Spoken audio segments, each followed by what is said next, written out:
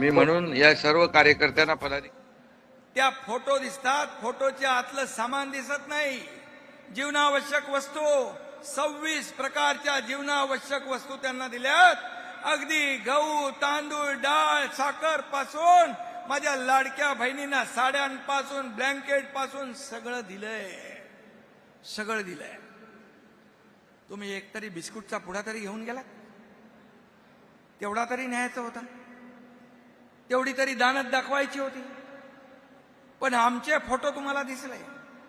अरे तुमचे फोटो पण लावून आमचे कार्यकर्ते मोठ्या मोठ्या ठिकाणी जल आपत्तीच्या वेळेस मदत करत होते ना, तेव्हा बरं वाटत होतं, चांगलं वाटत होतं.